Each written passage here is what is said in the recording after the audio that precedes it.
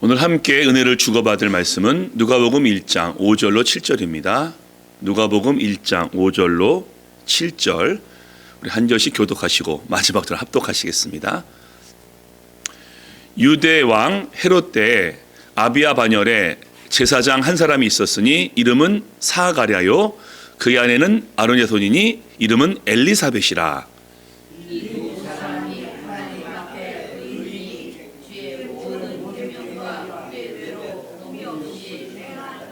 함께 있습니다. 엘리사벳이 잉태를 못함으로 그들에게 자식이 없고 두 사람의 나이가 많더라. 아멘. 이 본문을 중심으로 해서요, 성탄을 기다리는 사람들 첫 번째 말씀으로 사가랴의 기다림 함께 말씀을 나눠보겠습니다. 사랑하는 교회 가족 여러분, 기다림은 설레는 것이고요, 기다림은 가슴을 뛰게 합니다. 지금 저의 가족은 그 태어날 아이 때문에 설레임이 있죠. 우리 며느리 니콜이 이제 다음 달 아들을 낳을 것이기 때문입니다. 그래서 이번에 만났을 때도 참 좋아하면서 기뻐했던 그런 기억이 있습니다. 저희가 예배 후에 점심을 먹습니다. 그리고 이 남자 테이블에서는요, 종종 군대 이야기를 합니다. 기억하시죠? 제대 날짜를 잡아놓고 설렜던 마음. 달력에 빨간 볼펜으로 표시하면서 나 며칠 남았어 라고 하면요, 이 후임병들이 부러워합니다. 그러면 한마디씩 하죠. 그래도 국방부 시계는 돌아가, 기다려 라고 말이죠. 그런데 기약이 없는 기다림, 끝이 없는 기다림은 참 힘듭니다. 지금이 그런 시대죠. 경제적인 위기가 몰려왔는데 끝이 보이지 않습니다. 매스컴에서 언제쯤 끝날 것이라고 하는데 자꾸 연장되고 있습니다.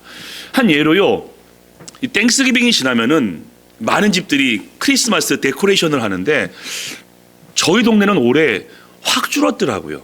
많이 없더라고요. 그래서 어려워서 그런가 라는 생각을 하게 되었습니다.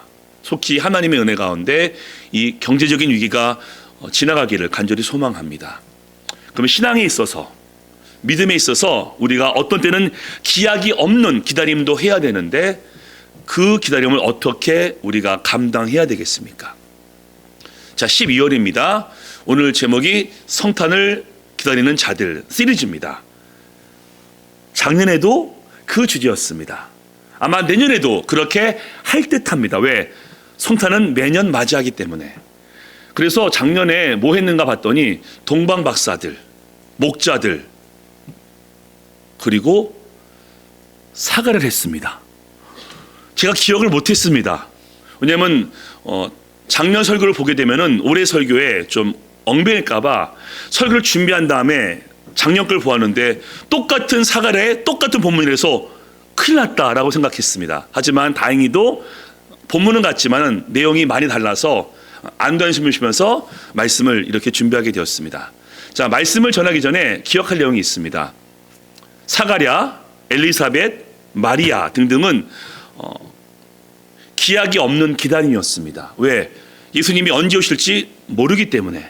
그래서 힘들었습니다. 하지만 예수님이 왔을 때 더 기뻤습니다.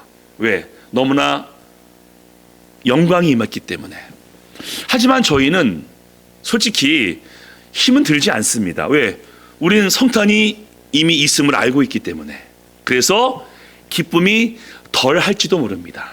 그래서 우리가 매년 맞이하는 성탄인데 어떤 마음으로 성탄을 기다리고 맞이할지 오늘 말씀을 통해서 한번 나눠보겠습니다. 자, 첫 번째입니다. 기다림은 부족함에서 시작됩니다. 자, 그 다음 말씀입니다. 유대 왕 헤롯 때 아비야 반열에 제사장 한 사람이 있었으니 이름은 사가랴요 그의 아내는 아론의 자손이 이름은 엘리사벳이라. 엘리사벳이 잉태를 못함으로 그들에게는 자식이 없고 두 사람의 나이가 많더라. 자, 사가랴는요 레위 지파입니다. 그리고 아론 대제사장이죠. 아론의 첫째 아들 엘리아살의 직계 후손입니다. 그래서 그는 제사장입니다. 레위파며 제사장. 엘리사벳은 그의 아내이지 않습니까? 역시 아론 지파이며 제사장 가문입니다. 그리고 이 엘리사벳은 아론의 아내 이름이 엘르바스입니다. 똑같은 이름입니다. 자, 그러면요, 이 아론과 사가랴와 엘리사벳은 영적인 금수저입니다. 레위 지파이며 제사장 가문이기 때문에. 근데 부족한 것이 있으니 아이가 없다는 것입니다. 나와 있죠. 아이가 없는데 나이가 많더라. 나이가 몇 살쯤 되었을까요? 민수기 말씀 보시면요, 제사장이 직무할 나이가 30에서 50까지입니다. 그러니까 아마 사가랴가 50쯤은 되었을 겁니다. 그리고 엘리사벳도 그 정도 되었을 겁니다. 그런데 나이가 많아서 애가 없다? 아니요, 나와 있죠. 잉태를 못함으로. 저기 헬라어로 스테로이스인데 불임입니다. 그러니까 나이가 많아서 아이를 갖지 못하는 것이 아니라 젊었을 때부터 아이를 갖지 못한 겁니다. 엘리사벳 아내 마음이 어떻겠습니까? 그리고 사가랴가 제사장입니다. 제사장의 많은 직무 중에 이런 것도 있지 않습니까? 백성들을 축복하는 것. 백성을 축복하는데 신혼부부가 있지 않겠습니까? 그러면 임신을 위해서 기도할 터인데 이 사가랴 마음이 조금 무거웠을 겁니다. 나는 아이가 없는데 내가 아이를 가지라고 축복하는구나 라는 마음이 있었을 거고요. 신혼부부를 축복했더니 아이를 갖습니다. 그러면 사가랴는 나는 왜 아이를 갖지 못하는 것인가 라면서 마음이 괴로웠을 겁니다. 하지만 그럼에도 그 부족한 가운데 하나님의 행하심을 기다리고 있으니 아내가 임신을 하는 거였습니다. 왜? 사가랴는 성경 말씀을 많이 알고 있습니다. 사라, 리브가, 라헬, 한나, 수넴 여인이 하나님의 은혜 가운데 임신한 것을 알았기 때문에 하나님, 비록 제 아내가 나이가 많고 불임이지만은 하나님이 역사하셔서 믿음의 조상 사라가 아이를 가진 것처럼 저에게도 아이를 주십시오 라면서 기도합니다. 하나님, 부족하오니 채워 주소서라고 말이죠. 뭘 말합니까? 기다림은 부족함에서 시작하기 때문입니다.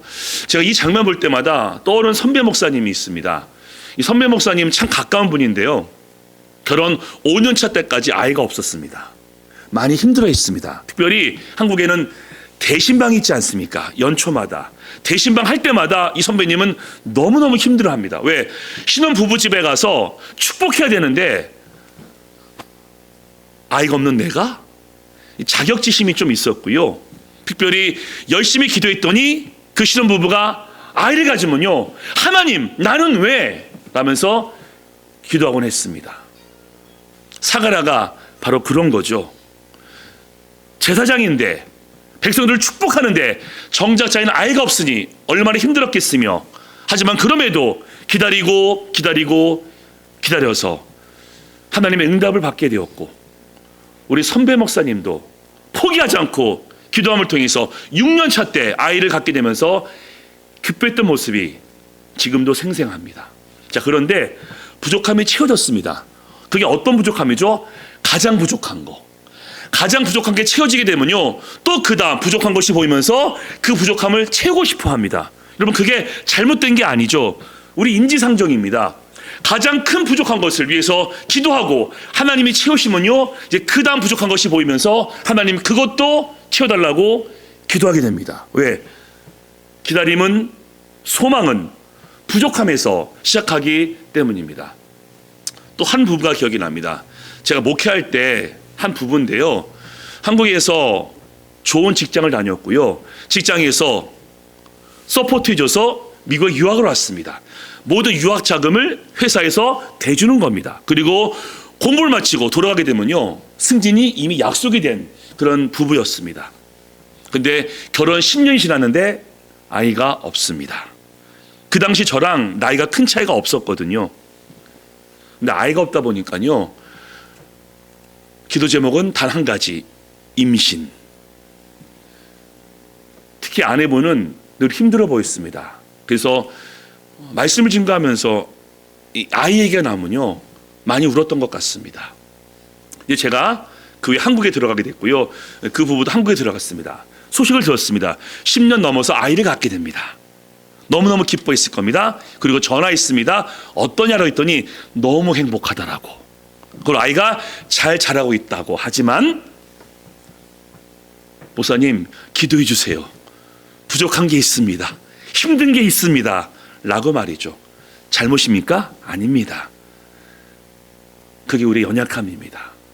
가장 부족한 것이 채워지게 되면은 또 부족한 것을 보게 되고 하나님께 구합니다. 하나님 이것도 채워 주소서.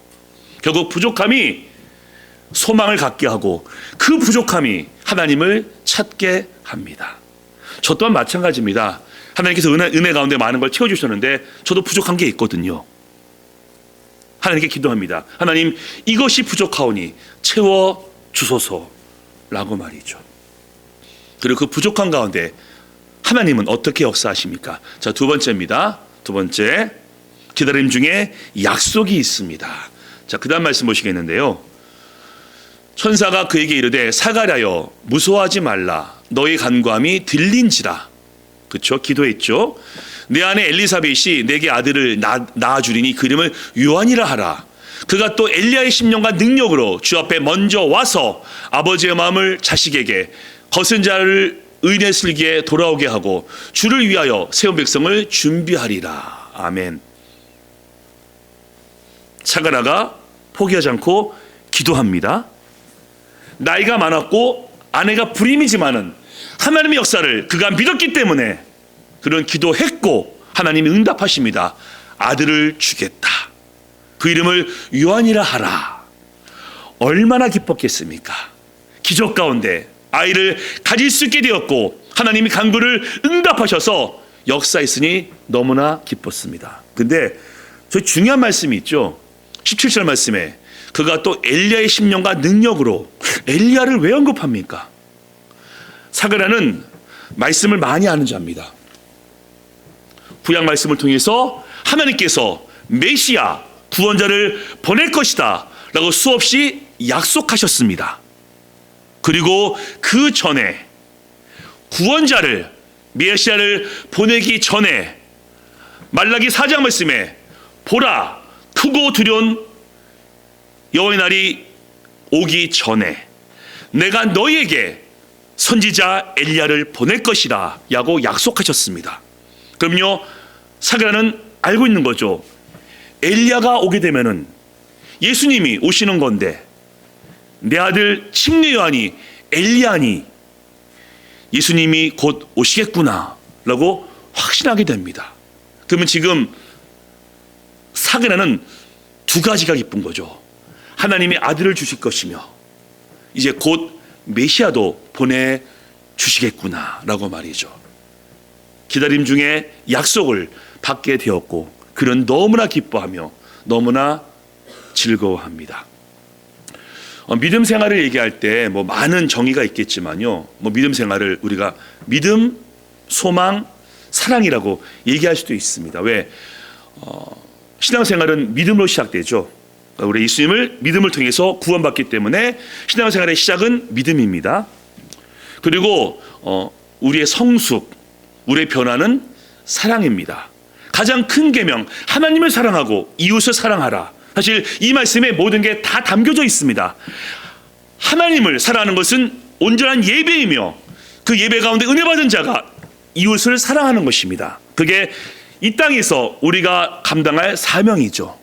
그럼 소망은요, 완성입니다. 저 천국, 하나님의 영광, 하나님의 나라. 그래서 우리가 매년 성탄을 기다리며 성탄을 소망합니다. 하지만 좀 더 정확히 말씀드리면요, 성탄을 기다린다라기보다는 성탄을 기억한다, 기념한답니다. 왜? 우리는 성탄이 온 거를 이미 알고 있기 때문에. 우리는 무엇을 소망해야 됩니까? 물론 여러분 대부분이 각자의 소망이 있으실 겁니다. 내 기다림은 이거야. 내 소망은 이거야. 나의 바람은 이거야. 나는 소망이 다 있으시죠. 저 또한 있습니다. 하나님께 은혜를 더 많이 받고 싶고요. 이 땅에서 복을 더 많이 받고 싶습니다. 그게 제 소망입니다. 그리고 너무나 부족하지만 예수님을 담고 싶은 것이 소망입니다. 여러분께는 어떤 소망이 있으시며 무엇을 기다리십니까? 하지만 우리 모두가 공통적으로 가질 소망은 바로 천국과 예수님의 다시 오심입니다. 이미 승천하신 그 예수께서 하나님의 때가 되어서 다시 오시기를 우리는 소망해야 되며 저 천국 가운데서 하나님의 영광을 누릴 것을 우리는 소망해야 됩니다. 그런데 이미 약속은 되었습니다. 예수님이 다시 오실 것이다. 천국이 너에게 임할 것이다. 그런데 기약이 없습니다. 언제 주님이 오실지, 언제 하나님 나라가 도래할지 우리는 알지 못합니다. 그리고 오랜 시간을 이 땅 가운데서 살아야 되는데 우리는 무엇이 필요하겠습니까? 자, 오늘 가장 중요한 겁니다. 자, 세 번째입니다. 기다림은 하나님께 집중하게 합니다. 자, 그 다음 말씀 보시겠습니다. 천사가 대답하여 이르되 나는 하나님 앞에 서 있는 가브리엘이라. 이 좋은 소식을 전하여 내게 말하라고 보내심을 받았노라. 20절입니다. 보라, 이 일이 되는 날까지 내가 말 못하는 자가 되어 능히 말을 못하리니 이는 내가 내 말을 믿지 아니함이거니와 때가 이르면 내 말이 이루어지리라. 아멘. 자, 저 말씀 어떠신가요? 20절 말씀이 오늘 제가 설교를 준비하게 된 가장 중요한 내용입니다. 왜 말을 못하게 하시죠? 말을 해야 엘리야가 올 것이다, 구원자가 올 것이다 라고 말할 수 있는 거 아닙니까? 왜 하나님께서 말을 못하게 하실까요? 나와 있죠. 믿지 않았기 때문이다. 그런데 잘 생각해 보십시오. 사라가 하나님께서 아이를 줄 것이다 라고 했을 때 믿었나요? 물론 처음에 믿었습니다. 하지만 시간이 흐르면서 안 믿게 되죠. 심지어 그녀의 나이 89세 때 창세기 18장 하나님께서 내년에 아들을 낳을 것이다 라고 했을 때 사라가 하나님을 비웃습니다. 내게 무슨 즐거움이 있으리요 라면서 하나님 약속을 믿지 않았지만 벙어리 되지 않습니다. 징계도 받지 않습니다.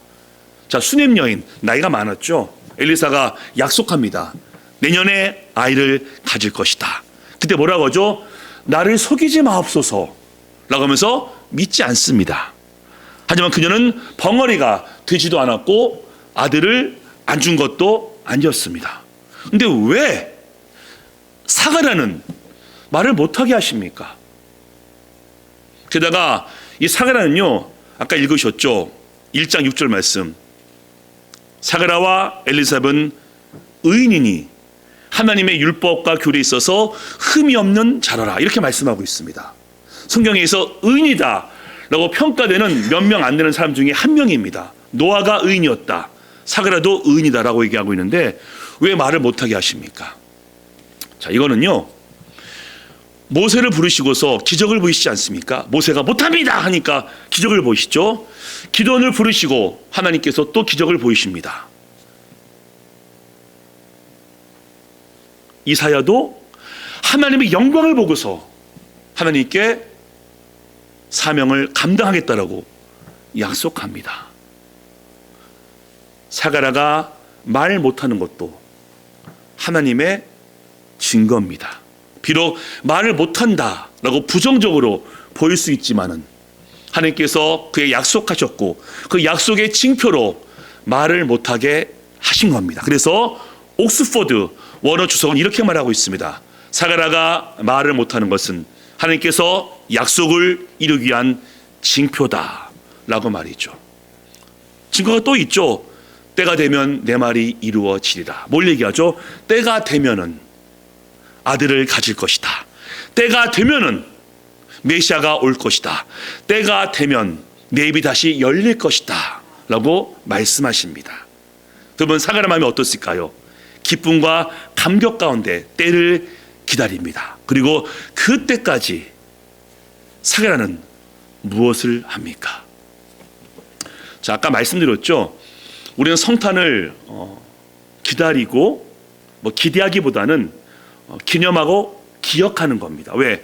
이미 오셨기 때문에. 그러면 매년 이 성탄을 맞이해야 되고 우리가 천국에 갈 때까지 많은 시간이 있는데 어떤 마음으로 성탄을 준비해야 되겠습니까? 오늘 가장 중요한 키 문장입니다. 하나님께 집중하는 겁니다. 예수님을 더 생각하는 겁니다. 성령님을 더 묵상하는 겁니다. 무슨 말이죠? 자, 사가랴가 말을 못합니다. 말을 못하면은 사람들과 대화를 많이 못하겠죠.